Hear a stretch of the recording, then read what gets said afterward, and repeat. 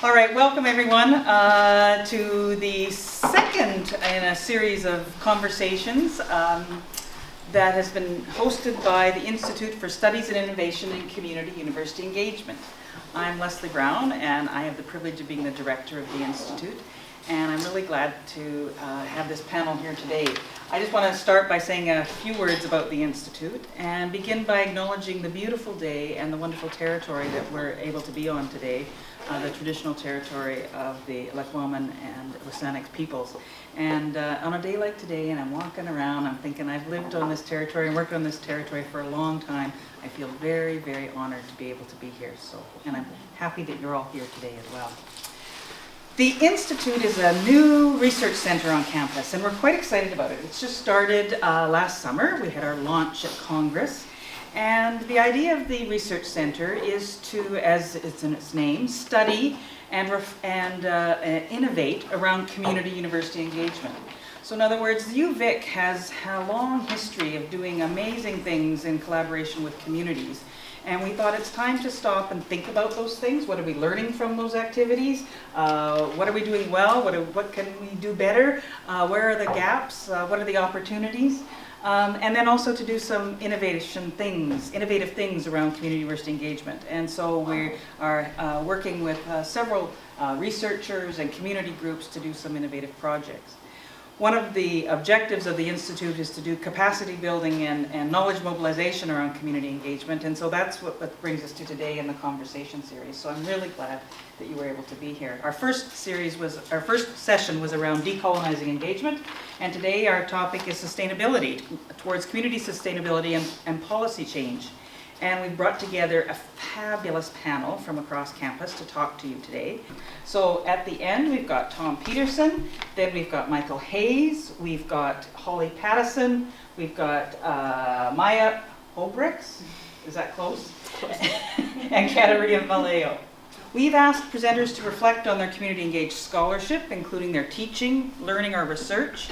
And in particular, we wanted to hear how their scholarship promotes community sustainability and policy change by engaging beyond the campus to community members, governments, industries, NGOs, or research networks.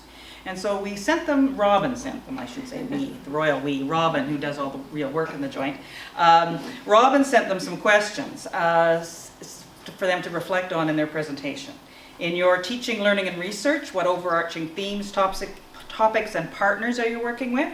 How can community sustainability and policy change be promoted by doing scholarship that engages beyond the campus to community members, governments, industries, NGOs, or research networks? What does it mean to engage with communities, governments, NGOs, and industries, and to work well together? And what do we have and what do we need to grow this work? How best could our institute support critical reflection on community engaged scholarship? So there's a whole bunch of questions, and they can take those up in any way they choose. So with that, I'm going to introduce our first speaker, which is Tom Pedersen. Tom is the Executive Director of Pacific Institute for Climate Solutions, a dynamic knowledge network that brings together leading researchers from BC and around the world to study the impacts of climate change and to develop positive approaches to mitigation and adaptation. Before joining the Institute, Tom was Dean of Science and Director of the School of Earth and Ocean Sciences here at UVic. So with that, I will turn it over to you, Tom, and you have a fancy PowerPoint too. Thank you. I don't know if it's fancy, but thank you, Leslie. I'm so delighted. Let me begin by saying, first of all, we've been asked to speak for only 8 minutes, so I will hold to that, which is plenty of time, actually. I'm so delighted to hear the acronym ISIQ, because I cannot learn. There's too many words in the title of your institute for me to remember them. So ISIQ is going to stick with me now, so thank you for that. First of all, let me say a little bit about PICS. I think all of you perhaps are familiar with it, but we are a 4-university consortium, so I'm the only person on the panel here who deals with other universities on a day-to-day routine kind of basis. And so already we have a kind of a community sense to what we do because we are province-wide in terms of our operations. I'm going to say just a few words, and I want to focus not so much on sustainability or policy change, but on the issue of promoting engagement with the community. A month ago, John Kerry said something which frankly shocked me in Jakarta, at a major meeting in Jakarta. You can see it there, the headline in the Globe and Mail. He called climate change a weapon of mass destruction, and he went on to say that we can now consider this perhaps the most fearsome weapon of mass destruction. Now these are words that you would not normally hear from a foreign secretary, particularly in the United States. And yet what they demonstrate to me is that there is a new level of urgency being attached to dealing with the whole challenge of climate change. And he expressed that very, very profoundly, I thought, in Jakarta a month ago. Well, dealing with it, as you can see at the bottom of the screen there, is an enormous challenge. And the point is that it's going to take all of us to deal with it. This isn't something that a foreign secretary can wave a magic wand or a president can wave a magic wand and solve it. This is an issue for all of us. And so that immediately brings the requirement for community involvement right to the forefront. And here's our challenge. We all know what it is. You're all familiar with the famous Keeling curve. This is carbon dioxide in the Earth's atmosphere up to the end of February. It's increased dramatically over the last several decades, and by about 40%, in fact, since the pre-industrial era of about 1850 or so. And our challenge collectively, as a human society, is to take this curve and bend it.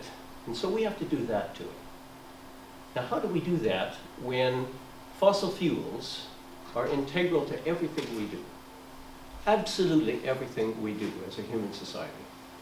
Well, we could think about different tools that we could use. We could price emissions. We've actually done that in British Columbia with great success. Doesn't go far enough, but we have started on that rule. Or we could switch fuels and so on. The important issue there is not what all the list of potential solutions is. The important thing is that all of them require acceptance and adoption by all of us. And again, I have to say that we've got to bring community into the fold if we're going to make progress in dealing with this challenge. So how do we approach this in the PICS office? Well, we work with everybody. We have a lot of academic research that we support across the 4 universities and beyond. We work increasingly with NGOs. There's a tremendous intellectual capacity in British Columbia in the NGO sector. There's a lot of really smart people there. And we're co-opting them now increasingly into the sorts of things that we do. We work closely with the civil service. We have the Climate Action Secretariat of the provincial government is represented on all of our governance boards, and we have frequent interaction with them. We work closely with the business community through interaction with professional associations, the BC Business Council, and I have an advisory board which comprises a blue ribbon list of CEOs and so on that give me advice on how to interact with the business community and what their issues are. We interact quite regularly and directly with the public, and many of you may have been at, I hope many of you may have been at some of our functions. We have public forums, public lectures, and I want to make the point that all of those are webcast, so that we're not just reaching community in Victoria or Vancouver or Burnaby. We're reaching people in Bulgaria, the Netherlands, Spain, Prince Rupert, Atlin. We get people logging on from the most obscure places. Europeans watching some of our seminars and public lectures where it's 3 or 4 in the morning in Spain or the Netherlands, and we're getting people watching live. I don't know, don't they have a life? Anyway, so we do reach out, and we make a point of webcasting because this is the new way to try and reach a very broad constituency.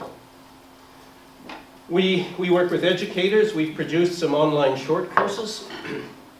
The first one was on climate science basics. We released it a little over 2.5 years ago now. It's been seen by over 200,000 people in over 80 countries. It's free, it's animated, it's engaging, and it's been taken up by educators across North America. We've made it available for free to all science teachers across the country and in the United States, should they want it. Some of them have taken us up on it. And we have good relationships with the media. We work hard on this to establish good relationships with reporters and editorial boards and so on. All of that helps us put together a package of outreach and engagement that's pretty useful, I think. 2 key points about all of this. Everything is free. We have an endowment. The provincial government gave us an endowment. So we don't need to charge for anything, and we don't. And in fact, it's a clear policy directive, certainly for me, that everything we do is free, and it's freely available and fully accessible. And the second point is that everything we do now is very firmly focused on that keyword in our acronym, solutions. And we must focus on solutions. We can't just spin our wheels. We have to make progress on the big challenge in front of us. I want to give you one example. I'll end up with one example. We produce what we call white papers. These are relatively in-depth surveys, analyses, interpretations, investigations of issues of key importance to British Columbia. Hard to read the titles here, but electrifying the BC vehicle fleet, shale gas and what it means, and so on. They're all over the place. We've issued 22 of them so far. They're written in lay language, so they're easily accessible to the broader public. And they fill a niche that academic publication misses, because papers, journal articles, and so on, of which we produce a lot, go into libraries, and they're not seen by the general public. They're not seen by the community. These are. And an example of that, I'll show you just two relatively recent ones. May of 2013, Strengthening BC's Agriculture Sector in the Face of Climate Change. This was a community engagement project where we supported a small team to go out into the hinterland of British Columbia. They met with focus groups, farmers, at the gate, the farm gate, across the province, all the way from the Dawson Creek and Peace River country right through the Okanagan and the Fraser Valley. And this took 2 years. And all of the meetings then, they collated all of the information that was gleaned from what the farmers are seeing with respect to climate change. Not what some civil servant in a silo is seeing down here near the legislature, but what the farmers are actually feeling. And it's quite riveting to see what the farmers' response to this issue is. So in this paper, we have a suite of recommendations that the province can choose to take up or ignore. That's their choice. We make them very clearly available to them. That's had 1,833 downloads as of this morning. Now, when this was released, a little less than a year ago, I thought, this will just die a quiet death. Who really cares about agriculture in BC? It's not such a big enterprise in this province. We have liquefied natural gas that's taking all of the media headlines, and agriculture plays second fiddle to everything. I was wrong. This went nationwide. It was the most intense media response we've had. It went nationwide. The people who wrote this were run off their feet with interviews. And I had to finally come to the conclusion that food is actually important. Who knew? But the point is that this was an output from a very serious engagement operation right with the people in the trenches, in this case the farmers. It wasn't an academic study as much as going and meeting with them and determining what their problems were, putting some recommendations together on that basis. The second one we released last month, about 3 weeks ago. And this is something that from time to time people have asked me, why isn't PICS working on biochar? Biochar is just charcoal made from biomass, but it can be used as a fossil fuel substitute. So it's a form of bioenergy, essentially. So we commissioned a look at this, and it was written by a graduate student and a couple of supervisors at the University of Northern British Columbia. They did a fairly exhaustive exploration of what biochar could mean for British Columbia. And we released that in February, and it's already had about 500 downloads, and it got a lot of media attention as well. And so in this case, there was interest also from the business community. We've had now quite a lot of traffic from the United States, where there's an emerging biochar industry, very interested in this and requesting copies of it. So by going out to people and working with them, I think we're having some level of impact. So I will stop there, and later on I guess there's an opportunity for questions. Great. Thank you. All right, next I'm introducing, now this thing's low, Michael Hayes. And Michael is the Director of Health Research and Education here at UVic. And he's also the Director of the School of Public Health and Social Policy in HSD, just next door.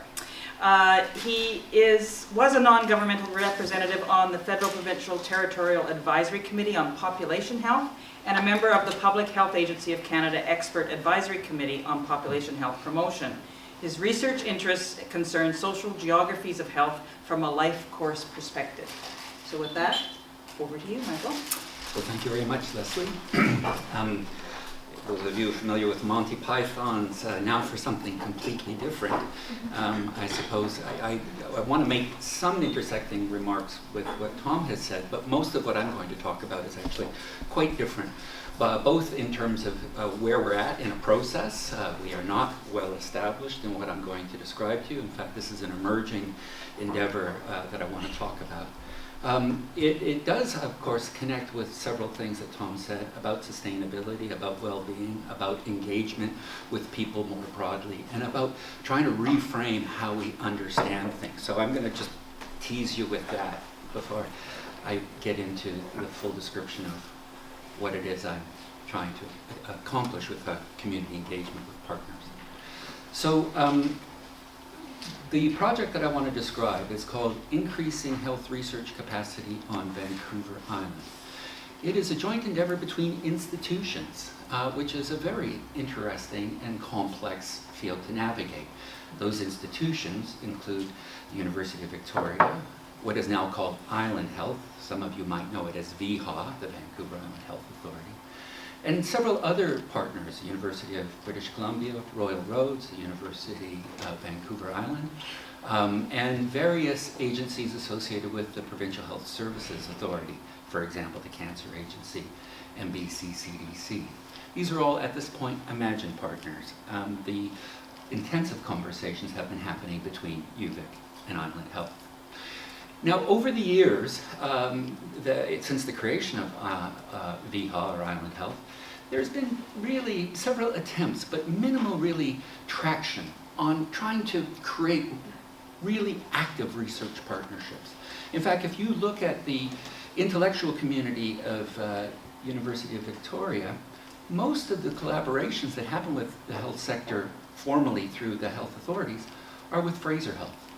And that's partly because there have been these sort of Byzantine, labyrinthian kind of rules, regulations, committees, lack of organization, and so forth that often really blunt any desire on the part of a researcher to undertake some sort of partnership. And you know, when you add to that difficulties in accessing information, questions about sharing indirect sources of research activity, as well as lack of harmonization of research ethics, different time frames of interest, and other factors, including, importantly, I think to this point, a real lack of a research culture at VHA. This new endeavor represents a great opportunity for a reframe. So the idea is to actually create a joint structure where we would become formal business partners in a new venture where we would join and share resources. Now, I want to be careful when I say that. We're not looking to build bricks and mortar. We're not looking to create new spaces and so forth, but rather these would be virtual sort of partnerships in which we might bring some of the great resources that we have at UVic around management of grants and the ORS office and communications and so forth into play with our partner at Island Health, who of course has access to patient records and data and providing services and all these other sorts of things. And so it's really trying to find a balance where we can work through carefully, thoughtfully, the different myriad layers of structure that each institution has and create a space where we can actually work together, roll up our sleeves, and get something done. And here's the reframe. You know, I want to come to the point of sustainability. In 1973, and remind me, was that 41 years ago? There was a white paper published in Canada by the then Minister of Health, Mark Lalonde, called, what is it called? It's called, yeah, you know, the Lalonde Report. Yes, the Lalonde Report. And basically what it tried to do was reframe our understanding toward a new perspective on the health of Canadians, was its title. Where the key message is health does not equal healthcare.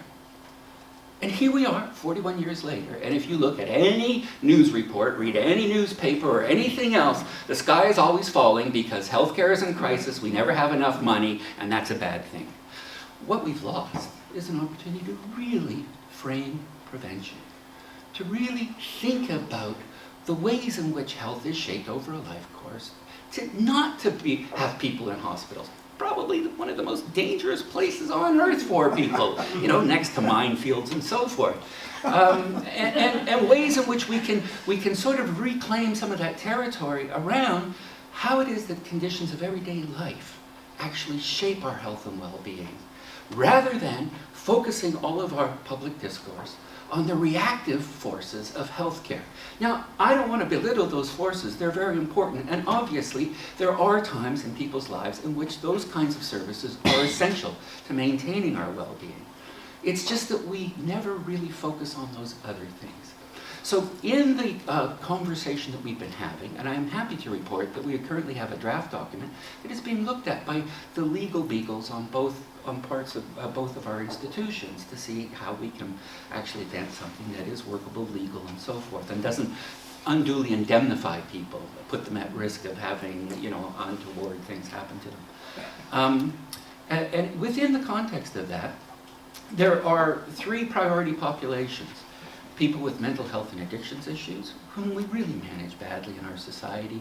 We tend to use the judiciary and prison systems and so forth to manage a situation that we just don't cope with very well.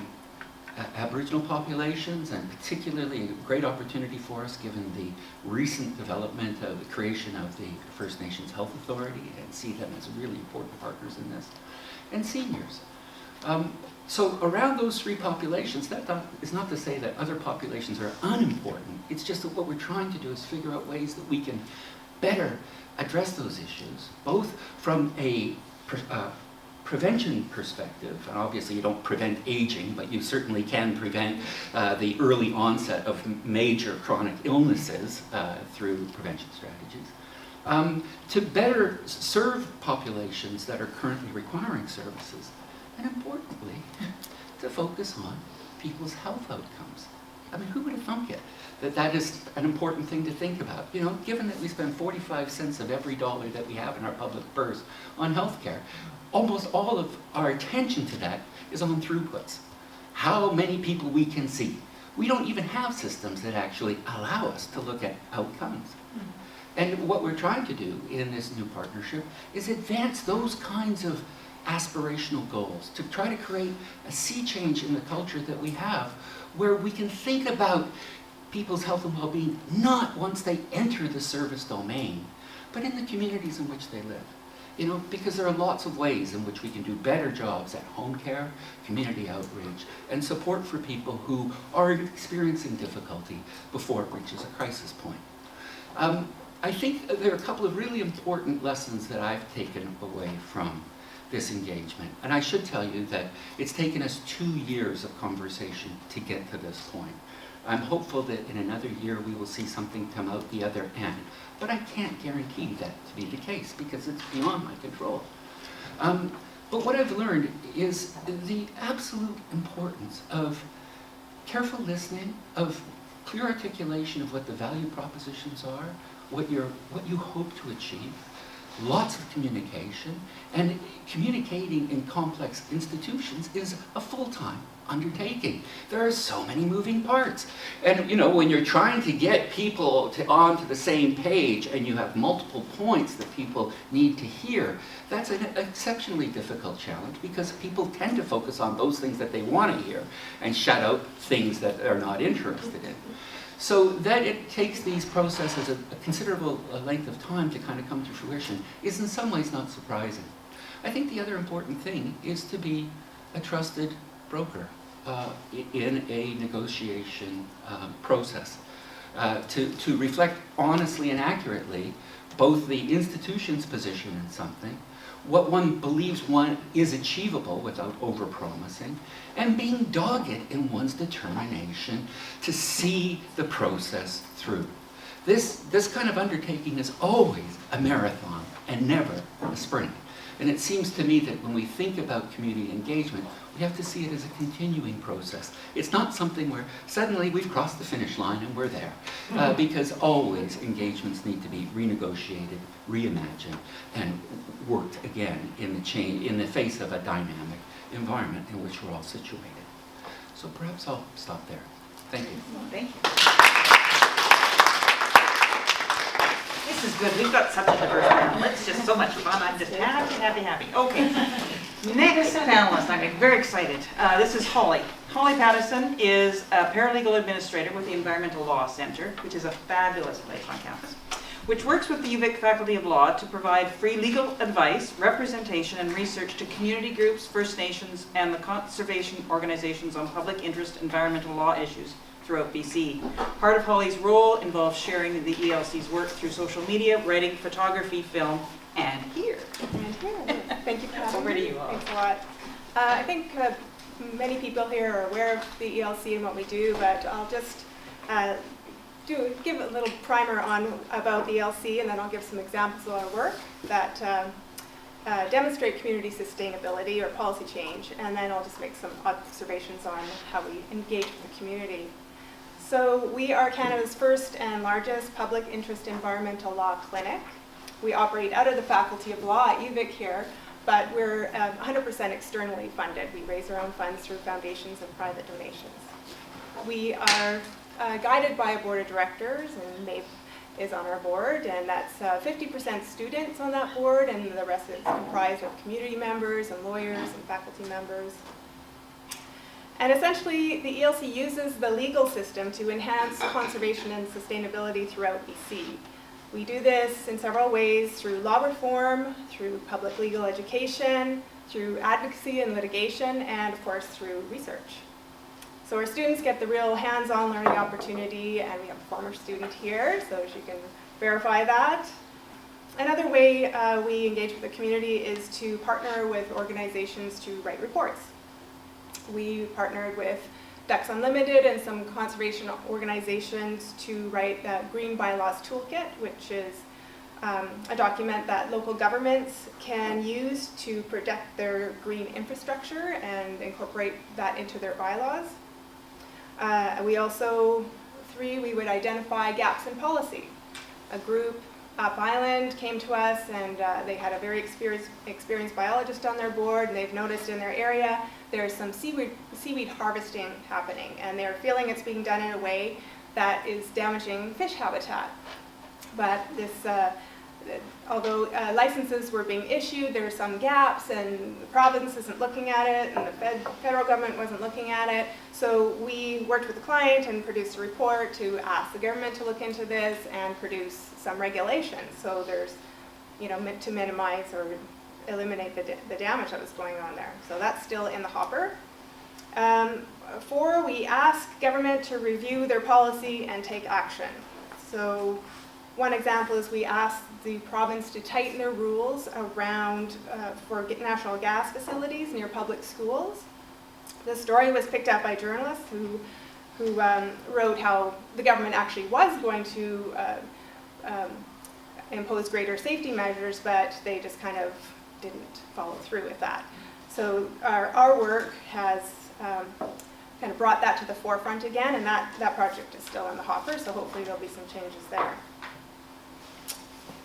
We can ask for a review by an independent or arm's length body, for instance, like the Auditor General or Information and Privacy Commissioner, and we can ask them to look into government actions.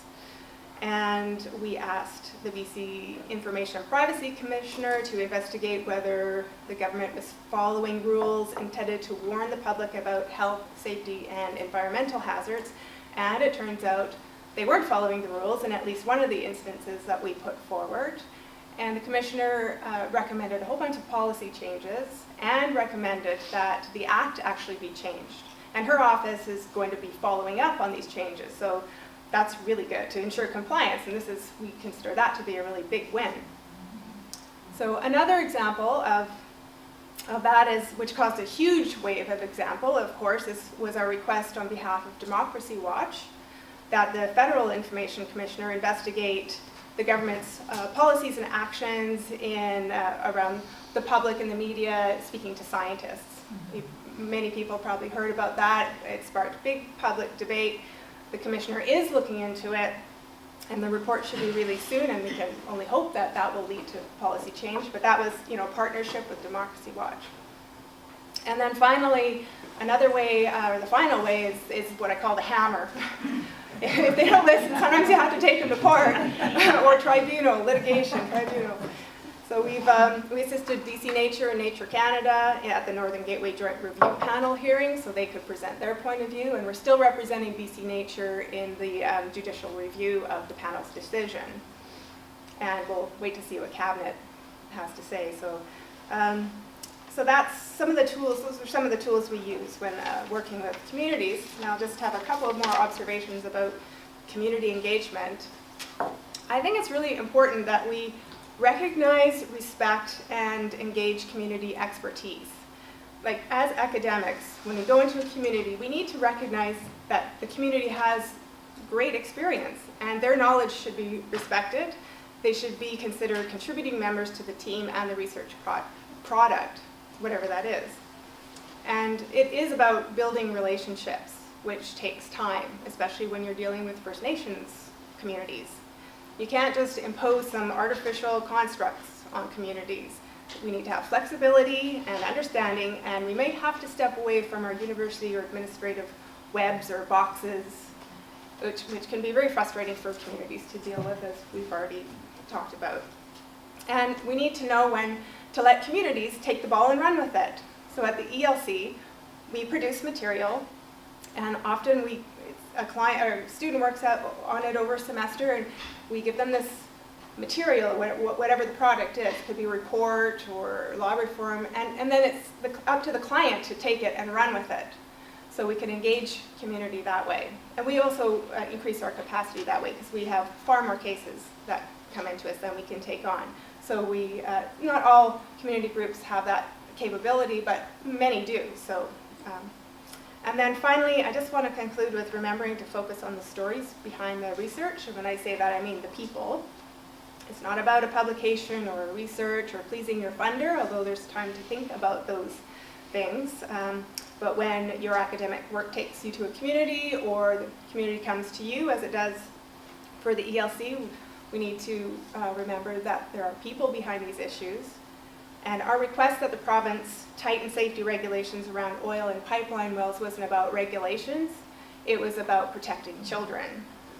The student working on that project was extremely pregnant at the time, and she really got the human issue, that it wasn't about regulations or the law, or it was, but it was more about parents who were worried about sending their kids to school. They wanted their kids to be safe when they're at school. And this really drove her work, and hopefully it will drive change too. So. That's it. Thank you.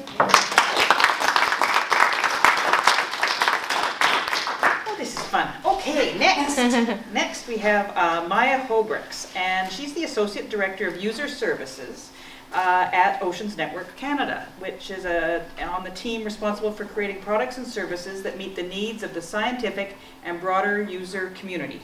Maia also continues her research involvement as adjunct professor in the Department of Computer Science here at UVic, focusing on interdisciplinary connections between ocean science and computer science. So I'm going to tell you today, I've got a kind of shopping list of different initiatives that we do, and 8 minutes is a really restrictive amount of time, but I'll do my best. You have these two on the table. Yes, yeah, and I've put some literature on the tables, which I'll talk about as well. So Ocean Networks Canada is a major science project operated here on UVic campus. And what we do, we have seafloor installations. We operate 2 large seafloor observatories, which means that we've laid cable carrying power and communications to scientific instruments that are on the seafloor. And in the world, we currently operate the largest network, that's the Neptune Observatory. And so we are a world leader in this area. So it's really exciting to be in that position because we have a lot of opportunity to engage with communities from the scientific to the general public, which is what I'm going to tell you a little bit about. So what's important to understand is what kind of facility we are. We monitor and collect and archive and distribute the data from all of these instruments. We do a little bit of research, but that's mainly at an exploratory level so that we can understand what the potential of our data is. But we are not operating the research facility producing the results and knowledge from our instruments. We're a facility. So first and foremost, that means that the most important community to us are our scientific researchers around the world. And what's really exciting about the way things are happening in ocean science now, this is a trend that more and more people are installing these observatories, and we're in contact with communities and researchers around the world and other institutions who are putting in this type of observatory. And what's so great about it is we have a free and open data policy, and this is becoming more and more common. Why that's so important is you can probably figure out that ocean science is extremely expensive, so to deploy any kind of instrument and pick it up with a ship is prohibitively expensive for example, researchers in developing countries. So I think that's really neat because at the core of everything we do is we offer our data to everyone for free, and that's the public or the researcher around the world.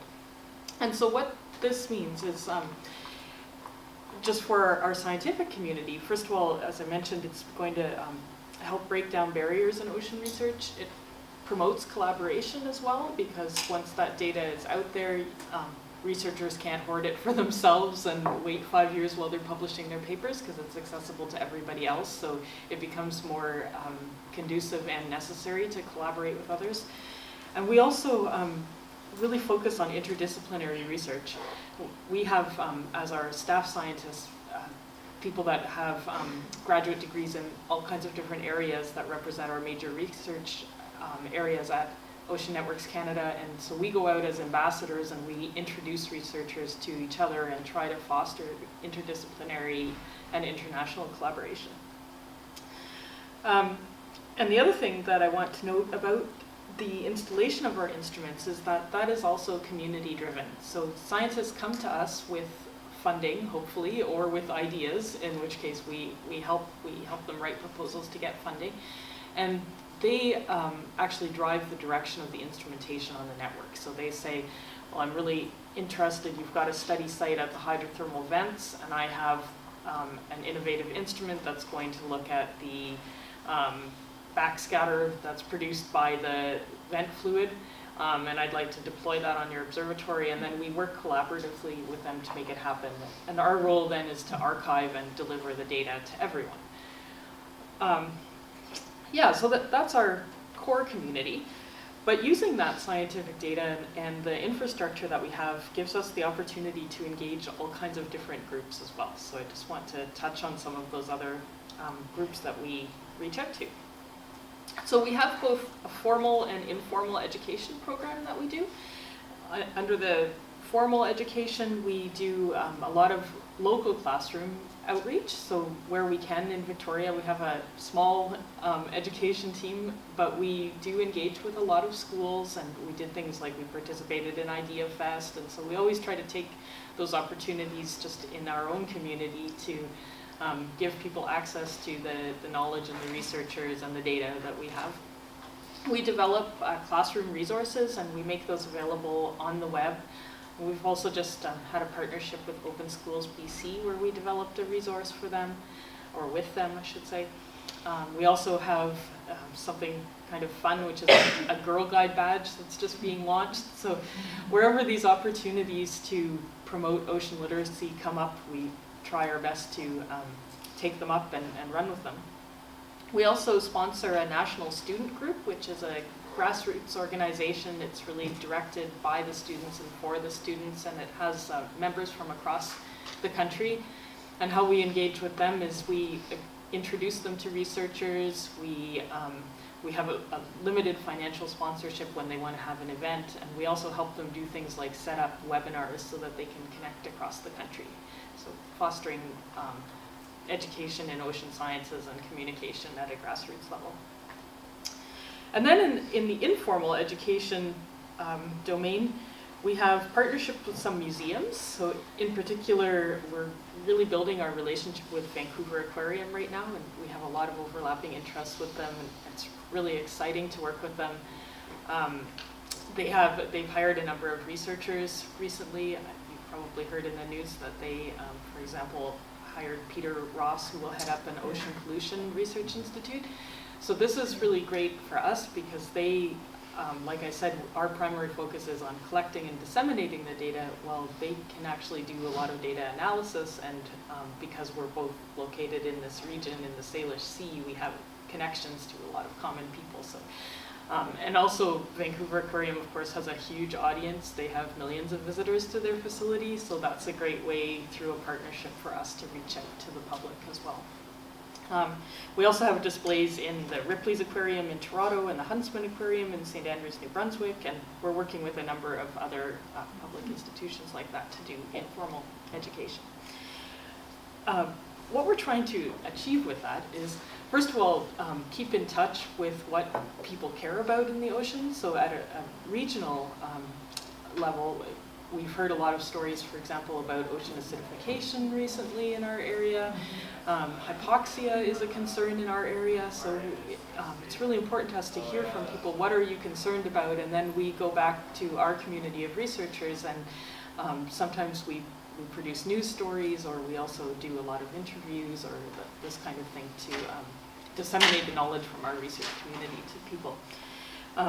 And back to our free and open data policy, what is really great about what we can do is we put the data and the knowledge in the hands of people, and then they become the advocates for policy change and for trying to make things better in their own communities. So we're kind of the middle person that puts the instruments in, disseminates the data, makes a little bit of sense of it, and then but really gives it back and enables people to become advocates for policy change.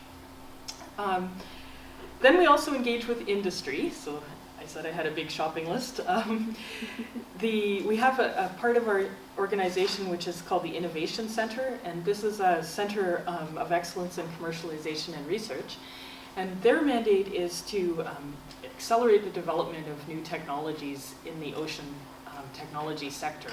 So in particular, they support the development of Canadian businesses that are producing ocean technologies. And we do technology demonstrations, for example. We also can do some testing of instruments. And so we do, this is mutually beneficial to us because the companies develop instruments then that we can use really well on our network, but then we also help them market them on an international level to all the other emerging facilities. And yeah, so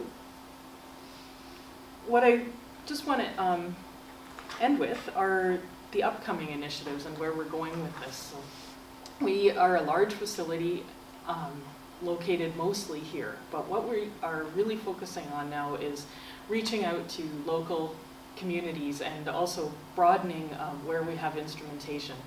So we have our operating facilities here, but the brochure that you have on your table, it's about community-based observatories. And we currently have 2 of these. One of them is located at Brentwood College, which is on Mill Bay, and the other one is located in Cambridge Bay, in Nunavut.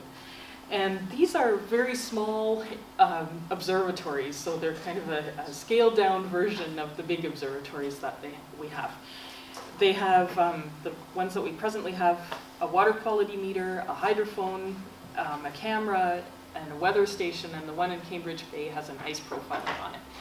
The purpose of these is to really allow people to connect with their local environment. So they're community-driven in the sense that we have a number of irons in the fire with different communities where they've said, well, these are the issues that we're concerned about in our local space, and this is what we want to measure. And so we're working with communities to install instrumentation in all kinds of different locations so that people can, again, have access to data that they can then use in their own community to enable local stakeholders to try to make a difference.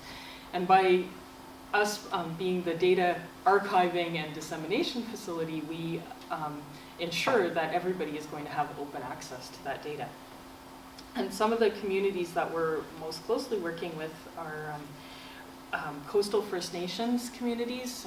We know, for example, that we have a lot of issues on our coast to do with earthquakes and tsunamis and local water quality, fisheries. These are the kinds of things that we're hearing from people that they're really concerned about. So we're just at the beginning of this program, but we've had so much interest in it that we think it's really going to take off. And the other thing that we're building around that is a whole education program where the people and the students that are in those communities can connect with other people in communities that have the same type of observation equipment. And so, for example, for young people, it gives them a chance you know, a young person in Victoria might have a chance then to talk to a young person in Nunavut and understand what life and concerns about the ocean are like in the Arctic and how it differs from here.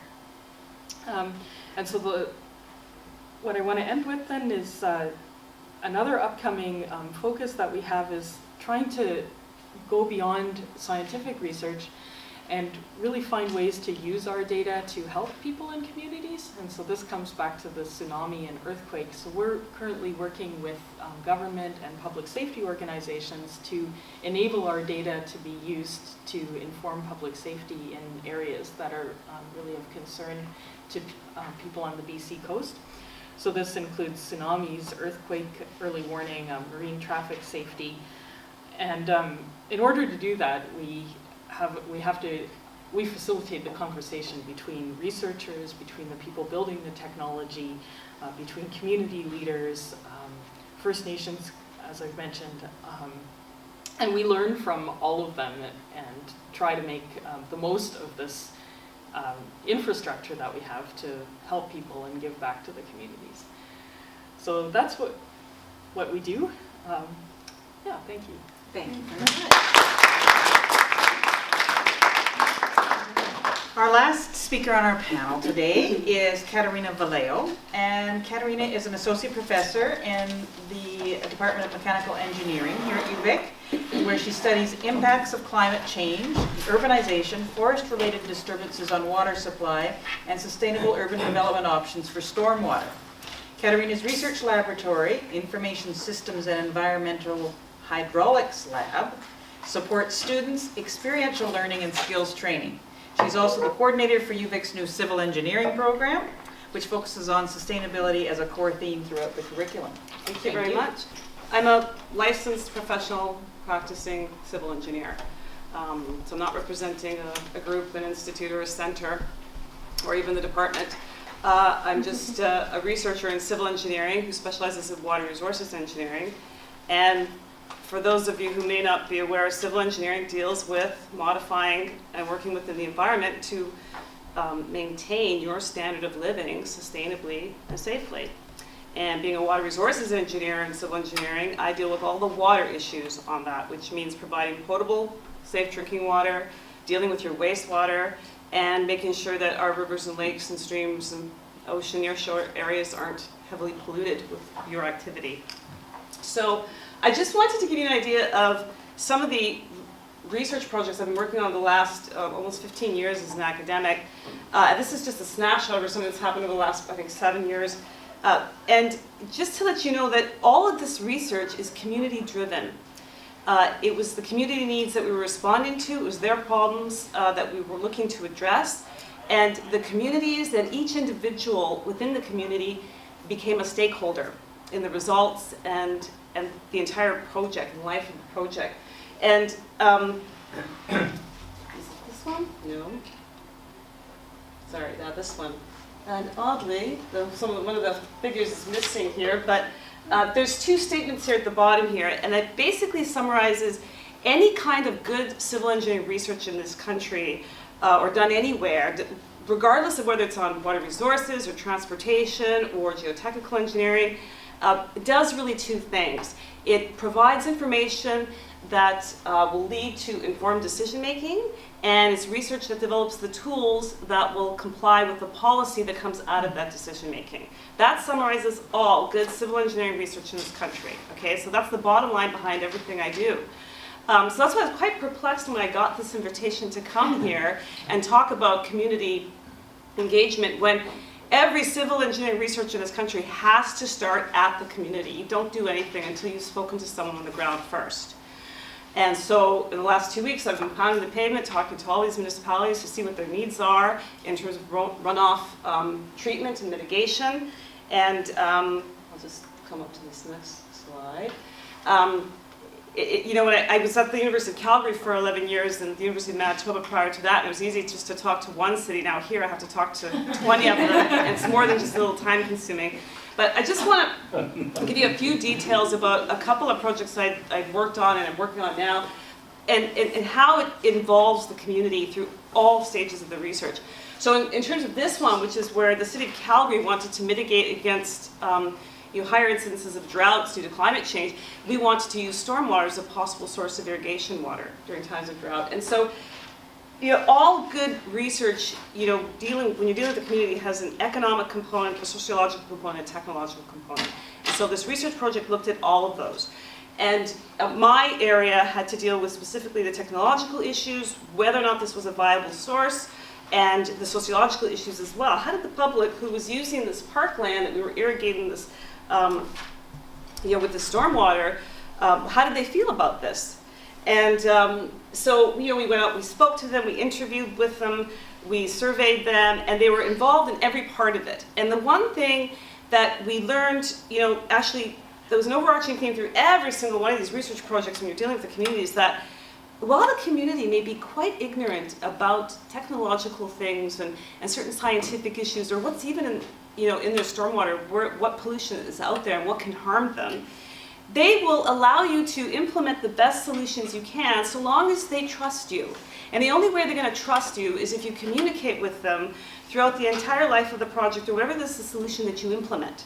So they want constant communication, constant updating on what's happening with the solution if it's in place. And so that's what you need to do. And that can be quite expensive.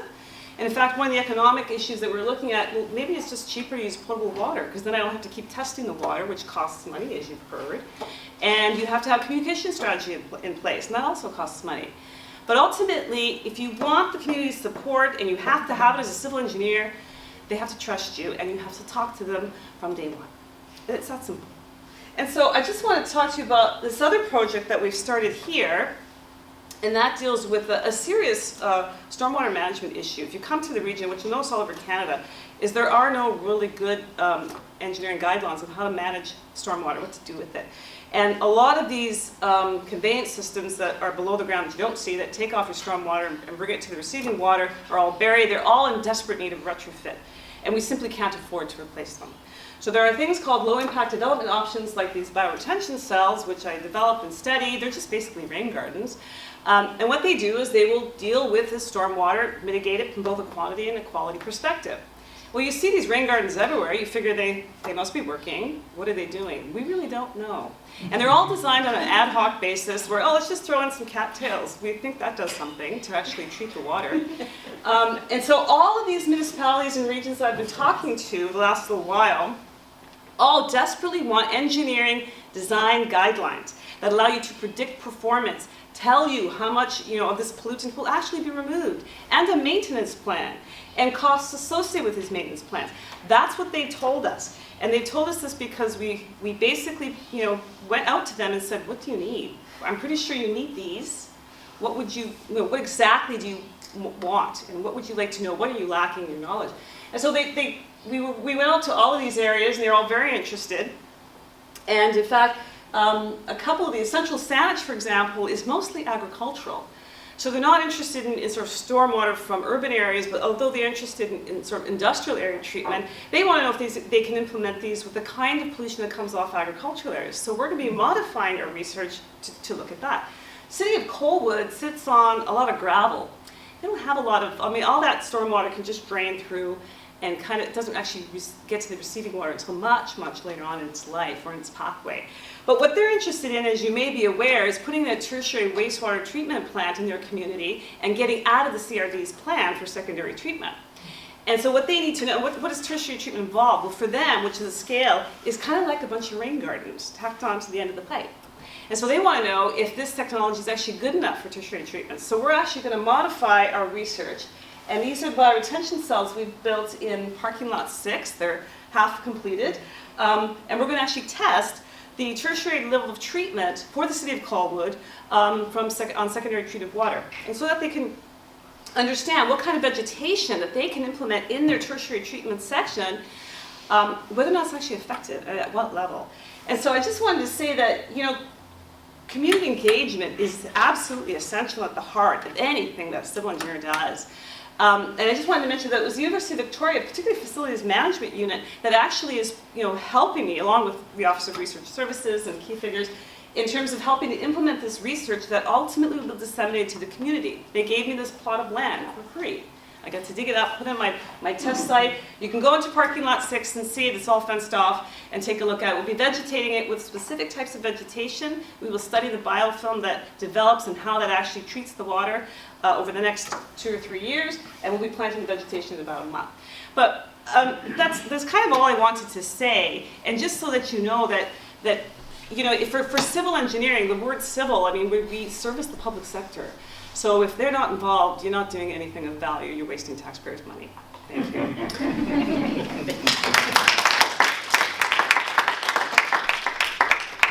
I love this panel because for many reasons, but one, the other day someone in senior administration said, maybe what you should be doing, Leslie, in the Institute is doing an inventory of all the projects that are community engaged. And I said, that should be everybody. It's embedded in so many places, not the usual suspects, but all over the place. And so I think one of the roles of the Institute is not to do an inventory, but to showcase all the different kinds of engagement activities that are going on that are really not an end in of themselves, but are a strategy for the university to meet its goal of being public good, you know. And so I think this is a great panel to showcase that. So thank you all.